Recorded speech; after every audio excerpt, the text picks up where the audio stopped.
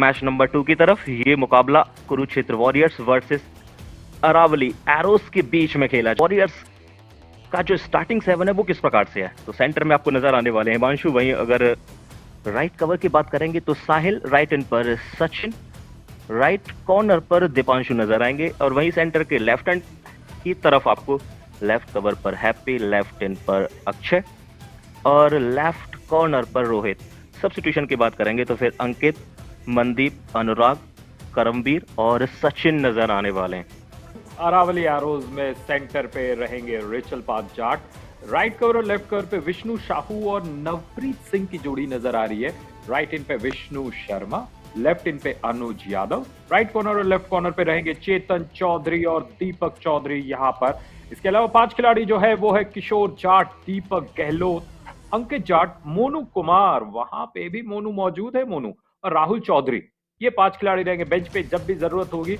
अरावली अपने तर्कश से ये तीर निकाले अचीव किया है, लेकिन उससे पहले नजर डालेंगे टॉस के ऊपर। अरावली एरोज टॉस जीतकर पहले हो गई थी। डिवीजन 1 का ये दूसरा मुकाबला, और ये मुकाबला भी अच्छा होने वाला है। तो एक बार सभी दर्शकों का फिर से स्वागत है युवा कबड्डी सीरीज एडिशन 11 में, और नवनीत आपका भी एक बार फिर से स्वागत है कमेंट्री बॉक्स में।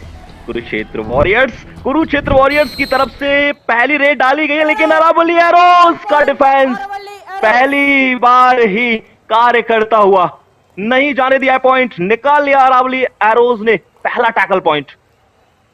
जी हाँ, अरावली जानी जाती है राजस्थान में उन पुरानी पहाड़ ना करे हल्ला। अगर आपको करना है तो रेड के द्वारा हल्ला करिए, डिफेंस के द्वारा, पर मौखिक जो हल्ला है वो सिर्फ मेरे और मोनू के द्वारा की जाएगी, क्योंकि हमारे पास माइक है। नवप्रीत यहाँ पे बाहर गए हैं। देखिए, कुछ शोर ऐसे होते हैं जो सभी को सुनाई देते हैं, कुछ शोर ऐसे होते हैं जो सुनाई नहीं देते, सिर्फ और सिर्फ दिखाई देते हैं, और प्लेयर्स को वो शोर करना नहीं है। दिखा देंगे ना तो फिर ये एक ऐसी सदी हुई टीम है, ज्यादा एक्सपेरिमेंट नहीं करती है। और अगर इनके प्लेयर्स देखेंगे ना तो वो सारे के सारे एक्सपीरियंस हैं और पता है कि टीम में कॉम्बिनेशन किस प्रकार से रखा जाता है, और यही कॉम्बिनेशन टैकल हमने देख लिया अरावली एरोज की तरफ से। और इसका यही फायदा होता है कि जब प्लेयर्स बहुत लंबे समय से एक साथ खेल रहे होते हैं तो उन्हें पता होता है कि मेरे प्लेयर ने, मेरे साथी ने कहां पर कॉल किया और कहां मुझे रिसीव करना है।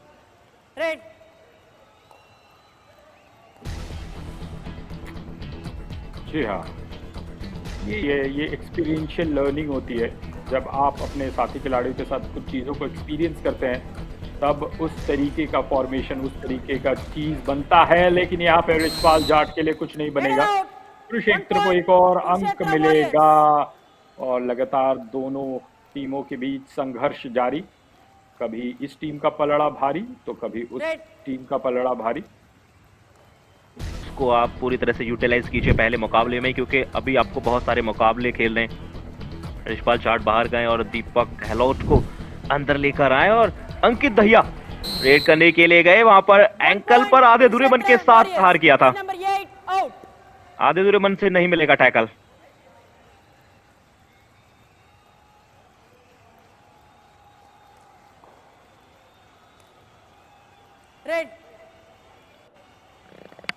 कल होल्ड के लिए गए लेकिन नहीं रोक पाए, और हम लगातार चर्चा कर रहे हैं कि नवप्रीत एक अच्छे प्लेयर हैं, अच्छे खासे टैकल पॉइंट, 34 टैकल पॉइंट और 87 के आसपास उनके पास रेड पॉइंट थे। लेकिन इस बार अंकित दहिया 2 टच पॉइंट एक लंबे समय के बाद देखने को मिले।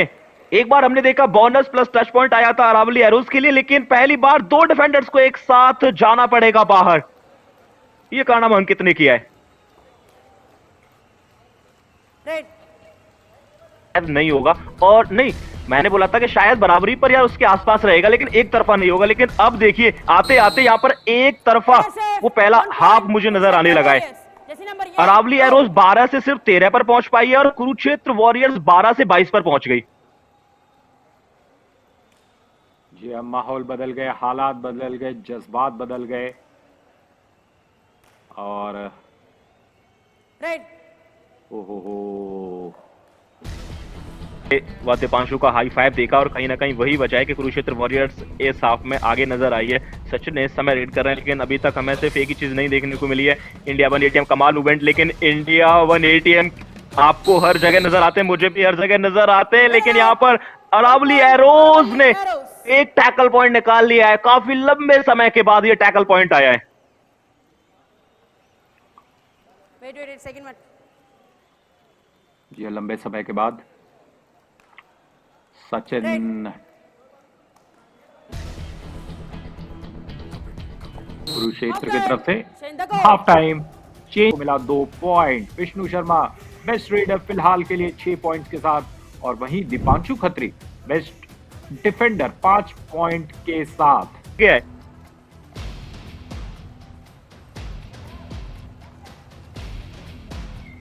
डू और डाई, डू और डाई। और देखिए हमने चर्चा तो डू और डाई की भी की थी। विष्णु शर्मा वो पहली डू और डाई रेड करते हुए नजर आ रहे हैं। इस मुकाबले की पहली रेड अरावली एरोज की तरफ से डाली गई है। विष्णु शर्मा गए, बोनस प्लस टच पॉइंट लेकर आए। कमाल का कार्य कर दिया इन्होंने डू और डाई रेड में। अपने आप को बचाना भारी पड़ता है, लेकिन यहाँ विष्णु ने बोनस भी लिया, साथ में टच पॉइंट भी लिया है। दीपांशु को एक ऐसे डिफेंडर को बाहर किया है जो पहले आप में हाई 5 कंप्लीट कर चुके हैं।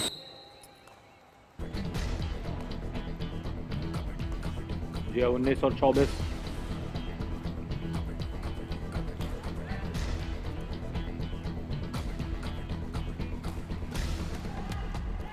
और यहाँ पर Sachin Kurukshetra warriors Jersey number 14 out. जमीन में लोट पोट रहे थे, विष्णु को ही आउट कर दिया। ऑपोजिशन के जो सबसे प्रमुख रेडर है। रेड। अगर ये नियम ला दिया जाए कि अगर आप किसी खिलाड़ी को पुश करके अपने कोर्ट में ले आते हैं तो वो आपकी टीम से खेलेगा, अगर ऐसा नियम हो जाए तो काफी रोचक हो जाएगा।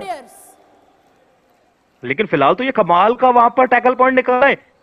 इसे एक बार फिर से जरूर देखना चाहेंगे। दीपक गए थे रेड करने के लिए, जैसे ही उन्होंने वहां पर बोनस का ट्राई किया और पीछे से जर्सी नंबर 52 ने जो कमाल का बैकअप किया है, होल्ड किया गया। और मुझे लगता है कि इस मुकाबले में बैक होल्ड सबसे ज्यादा किए जाएंगे, क्योंकि दीपांशु वहां पर एक अच्छे डिफेंडर का कार्य कर रहे हैं। इस बार अरावली एरोज अंकित का शिकार कर लेगी। एक और टैकल पॉइंट आ गया है, और जिस वापसी के डंके की हमने बात की थी वो लगातार डंका बज रहा है। आपके तर्कस में बहुत सारे तीर हैं, यानी कि 7 तीर तो आपके पास मैट पर होते ही हैं, बाकी के तीर आपके बैठे हुए रेस्ट कर रहे हैं। लेकिन फिलहाल तो यहाँ पर सिर्फ ही निशाना सही समय पर सही जगह पर लगा दिया। और हम बात कर रहे हैं अरावली की। अरावली एरोज एकमात्र ऐसी टीम है जो बिना कोच के एक टाइटल भी अपने नाम करके आई है। वो चैंपियन वाला टाइटल उन्होंने अपने नाम किया था मानसून एडिशन 2023 में जब खेल रही थी, तो वहां पर विजेता भी बनी थी बिना कोच के। तो ये टीम जानती है कि कैसे खेलना है। कोच है सही डायरेक्शन दिखाने के लिए अदर टीम के पास, लेकिन ये सेल्फ मोटिवेट है।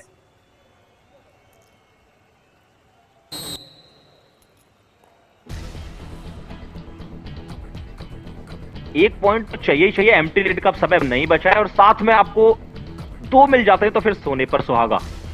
और आपका जो डिफेंस है वो अच्छा कार्य करना चाहिए। चेन में गए, डुबकी लगाई सचिन ने, और डुबकी लगाते हुए ये पॉइंट अपने नाम किए। 2 पॉइंट दिए पिछली रेड में कुरुक्षेत्र वॉरियर्स ने, और 2 पॉइंट लेकर वापस आ गए उनके रेडर। यानी कि जो दिया वो वापस आ गया आपके पास। बिल्कुल वापस आ गया। और यहाँ पर वो जो कहावत है एक मूवी की, चेन खुली की मेन खुली, वहां पे चेन को खोल के रख दिया, बिल्कुल खोल के रख दिया। और वो इंडिया 1 कमाल रन होता है, वहां भी लड़ाई लड़ी गई थी, और कबड्डी के बैट पर भी होते हैं। जब आप किसी भी खेल के मैदान में होते हैं तो आपकी एक लड़ाई होती है अपोनेंट्स के साथ कि ये जीत हमें चाहिए, हम हार नहीं मानेंगे।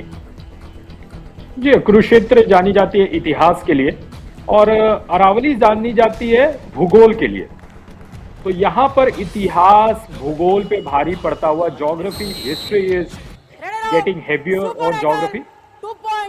और मैं भूगोल की बात इसलिए कर रहा हूँ क्योंकि अरावली के जो पहाड़ है ना, अरावली के जो पर्वत श्रृंखला है, वो पहले बहुत ही ऊंचे हुआ करते थे। लेकिन जब जैसे एक जवान इंसान होता है, वो खड़ा रहता है, एनर्जी के साथ रहता है।